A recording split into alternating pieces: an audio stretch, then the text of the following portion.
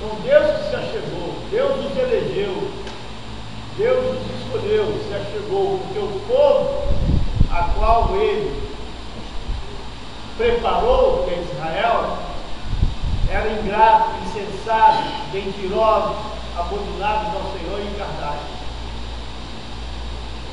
Então Deus chama, então, assim como Deus nos chamou, nos elegeu dele antes da fundação do mundo. 1 Timóteo, o que está escrito? 1,9. Que nos chamou e nos salvou com uma santa vocação. 1 Timóteo 1,9. Vamos abrir, por favor, 1 Timóteo 9.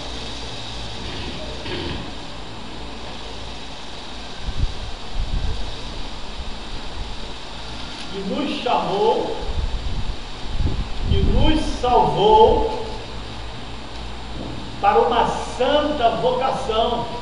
Não é qualquer coisa, nós não somos qualquer coisa. 2 Timóteo 9. Ele nos chamou. Se ele nos chamou, nos elegeu para uma santa vocação. Pode ler o irmão, por favor. Que nos salvou e chamou com uma santa vocação, não segundo as nossas obras, mas segundo o seu próprio propósito e graça que nos foi dada em Cristo Jesus, antes dos tempos dos séculos. Vamos ler de novo, porque às vezes a gente lê assim, passa batido.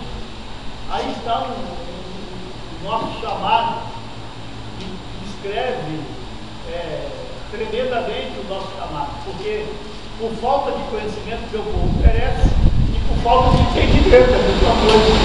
Então, nós não fomos chamados para fazer parte de um clube, nós fomos chamados para fazer parte de um decreto, de um propósito de Deus, com uma santa vocação.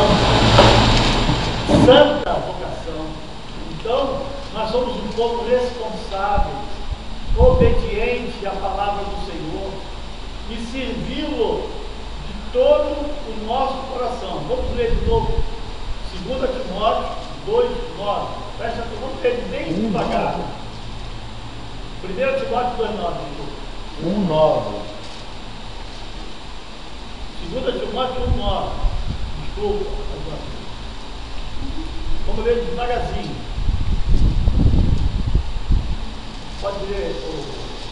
Que nos salvou e chamou com uma santa vocação, não segundo as nossas obras, mas segundo o seu próprio propósito e graça que nos foi dada em Cristo Jesus antes dos tempos dos séculos. Oh, glória a Deus. Amém? Quantos podem se sentir realizados? Por mais que tenhamos lutas, dificuldades, nós somos realizados. Agora vamos abrir lá em Efésios capítulo 2, versículo 10.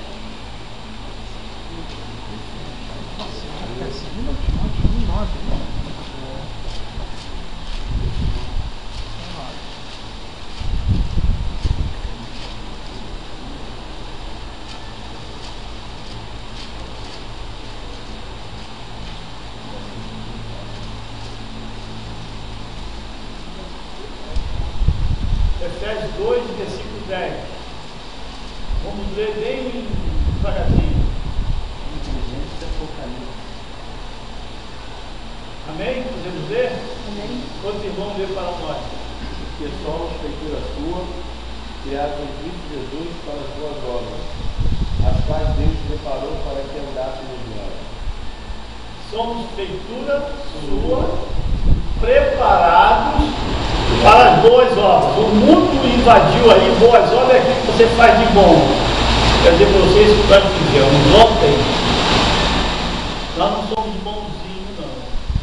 Nós fizemos uma obra social ontem. Tá? O reino de Deus não é o que eu faço. O reino de Deus é o que eu sou. É o que eu vivo. É o que eu testemunho. Então, nos chamou, né, para boas obras. Primeiro, ele nos fez segundo a sua imagem, feitura dele, para boas obras. Que boas obras são essas? Que boas obras são essas? Essas boas obras são as boas novas. Essas boas obras é o sonho de Deus para o seu povo, e ele sonhou antes da fundação do mundo. Essas são as boas obras que nos elegeu nele, que nos constituiu filhos. Essas são as boas obras. Efésios capítulo 1, versículo 3, não precisa abrir, eu vou ler: bendito Deus e Pai do nosso Senhor Jesus Cristo, o qual nos abençoou com toda a sorte de bênção em Cristo Jesus, nas regiões celestiais. Essa é a boa obra. Somos abençoados com toda a sorte de bênção em Cristo Jesus. Romanos capítulo 12, versículo 1 e 2. Rogo-vos, pois, irmãos, que apresenteis os vossos corpos, ok? Um sacrifício vivo, santo e agradável a Deus. Agora eu gostaria que os irmãos abrissem lá em Romanos 8, versículo 13. Rafael, lê isso para nós. Romanos 8, 13. E depois eu vou terminar Romanos 12, versículo 12. Amém. Vem só um minutinho. Romanos 8:13. Romanos, segura aí, Romanos 12, versículo 2 diz assim: rogo-vos, pois, irmãos, que apresenteis os vossos corpos por sacrifício. Que sacrifício é esse? É você dar chibatada nas costas, igual a igreja católica fazia ou faz, não sei. É você ficar 3 dias em jejum? Não, não é esse o sacrifício que Deus chama. Deus chama o sacrifício de negar a si mesmo. Porque o maior inimigo do homem é o homem, é ele mesmo. Então, rogo-vos, pois, irmãos, que apresentei o vosso corpo, o sacrifício vivo, santo e agradável a Deus, que é o vosso culto racional. Então, eu não vou fazer isso, eu não me pertence mais. Este corpo é um corpo maligno. Essa natureza é diabólica. 1 Coríntios capítulo 15, versículo 47 até o 50. A natureza desse homem natural, esse homem exterior, se corrompe a cada dia. Mas eu não vou obedecê-lo. Este é o sacrifício, irmão, que Deus chama. Amém? Então, Romanos 12. Vou voltar a Romanos 12. Rafael vai ler Romanos 8, 13. Por favor, preste atenção, que os irmãos acompanhem. Pastor, por favor, dá para você repetir Coríntios? Só eu deixar aqui. Coloco agora Coríntios. 15:45. 1 Coríntios 15:45. 1 Coríntios capítulo 15, versículo 45 até o 47. Fala dessa natureza diabólica, animal, satânica, natural. Está escrito isso. E nós somos assim na carne. Por isso que nós não podemos obedecer a nossa carne, as vontades da carne, os deleites do mundo. Dá vazão à carne, porque é animal, é maligna, é satânica. Por isso que o apóstolo Paulo fala: não deis lugar, ele que fala, não deis lugar ao que ele chama a carne de diabo, né? Porque está escrito lá em 1 Coríntios, é diabo. Quando você dá vazão à carne, aos seus deleites, às suas vontades, você está dando brecha, está dando alimento a Satanás dele. Só que o sistema aí fora não entende essa. Aí, quando a pessoa está dando essa vazão na carne, que é o diabo, o Espírito Santo está ali? Não. Isso aí nós vamos chegar. Aí nós vamos chegar. Bem? Aí tem uns textos aqui que nós vamos chegar. Ok? Eu estou falando para crente. Mas nós vamos chegar lá. Bem? Então, Romanos 12, versículo 2. Rogo-vos, pois, irmãos, que apresentei o vosso irmão. Está falando para a igreja. Rogo-vos, pois, irmãos, que apresentei o vosso corpo, sacrifício vivo, santo, agradável a Deus, que é o vosso culto racional. Ok? Depois eu vou terminar o resto. Nós vamos ler Romanos 8, versículo 13. Presta atenção. Porque se viveres segundo a carne, caminharás para a morte. Mas, se pelo Espírito mortificares o feito do corpo, certamente vivereis. Amém? Se viverdes segundo a vontade da carne, obedecendo os desejos do corpo, certamente Caminhará para a morte. caminhará para a morte. Que morte é essa? Morte espiritual.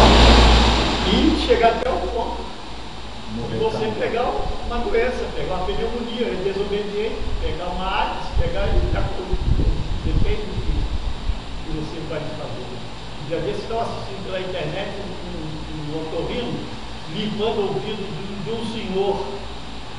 Caramba! E eu trabalhei em farmácia antigamente, né? Eu gostava de fazer essas coisas. E foi tirando bagulho, daqui a pouco lá embaixo ele tira uma barata. Por que essa barata entrou? Essa sujeira. Esse homem estava dormindo na rua, só pode ser. Então, vai semeando, vai acabar colhendo na carne. Mas antes que colha na carne, já está morto os seus atos, porque ele está debaixo de delitos e pecado. Amém? Isso acontece com o crente. Isso acontece com o crente. Então nós temos que afirmar a palavra da verdade em nome do Senhor Jesus Cristo. Amém? Ok? Romanos 8, versículo 2 diz: rogo, meus irmãos, que apresentei os vossos corpos, membros, como sacrifício vivo, santo e agradável a Deus, que é o vosso culto racional. Não vos conformeis com o presente certo. Como você vai se conformar com o presente certo? Eu mato, eu não adultero, eu não assalto também.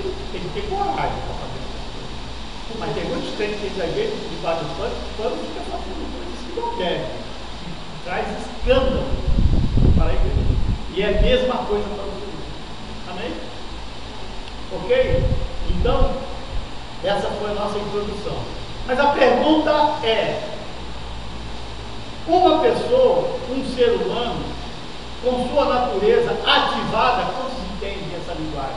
A sua natureza ativada, 100% da carne, entre aspas, endemoniada, tem o Espírito Santo? Ou pode receber o Espírito Santo? Ok? Então, Isaías 65:2, nós lemos, gostaria de voltar, eu vou ler, diz assim: fui buscado dos que não perguntavam por mim, fui achado daqueles que não me buscavam, a um povo que não se chamava por meu nome, me disse: eis-me aqui, estendi as minhas mãos. Todo dia um povo rebelde, que anda por caminho que não é bom, seguindo os seus próprios pensamentos. Ok? Isso daqui ainda não fala, não responde a nossa pergunta, mas para que nós cheguemos a essa pergunta, nós precisamos seguir. Amém? Vamos seguir? Ok? Eu gostaria de dar o exemplo de Maria Madalena e a mulher samaritana. Todos sabem que está em João 8:3, Maria Madalena, e João 4:23. Todas as duas estavam em pecado, em adultério. Maria Madalena era prostituta. E a mulher samaritana também, porque ela teve 7 homens e um deles era marido. E Jesus, estando com essas mulheres, conversando com ela, persuadiu a ela, pela unção do Espírito que estava nele, que deixasse aquela vida e mudasse de atitude da vida. Nesta época, o Espírito Santo não tinha sido dado ainda. Amém? O Espírito Santo não tinha sido dado ainda. E essas mulheres mudaram de vida. Diz que Maria Madalena, ela foi uma das maiores missionárias, e que o sistema religioso, para não endeusar as mulheres, tiraram Maria Madalena de cena, porque ela era uma ex-prostituta, e colocaram Maria, mãe de Jesus, para poder dizer que Maria, mãe de Jesus, era uma virgem, e para tirar Maria Madalena, que era uma prostituta, e ela foi missionária, chegou a fundar a igreja até na França. A casa dela ainda está lá. Então, o Espírito Santo não tinha ainda enviado, não tinha sido enviado ainda.